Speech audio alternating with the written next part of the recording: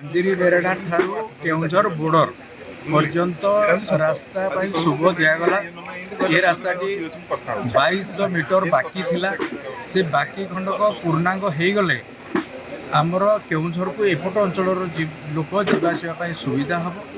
एथिरे 185 लाख टंका खर्च हम।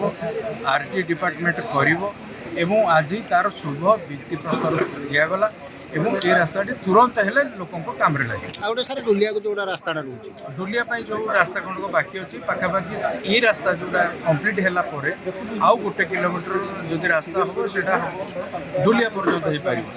बर्तमान से रास्ता देकर जी देखिक जी आम करने भी चेष्टा कर। सर झांझरीबेड़ा स्कूल पर्यंत स्कूल टू गाँव से मुझे सारी अलरेडी डिपार्टमेंट को कथा हो सारी तुम झांझरीबेड़ा ठार कीर्तनपुर पर्यंत से रास्ताटा भी समस्या अच्छी एवं स्कूल पर्यंत पुराना आरडी करा से खराब हो गला भी ठीक भल रूप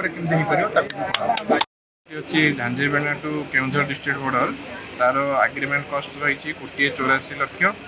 रास्ताटीर लंब रही 2 किलोमीटर 220 8 अप्रैल 2026 एग्रीमेंट कराई 7 जनवरी 2027 कमटी सर। सर आउ गोटे कम बाकी रही जहाँकि झांझरीबेड़ा गाँव मुंड जहाँकि आरडी रोड थिला किंतु सेठी पर्यंत कंक्रीट हो पारा ना स्कूल पाखापाखि 50 मीटर जो कंक्रीट आम रिपेयर पैसा जो आसो ये वर्षर आम से कंप्लीट कर।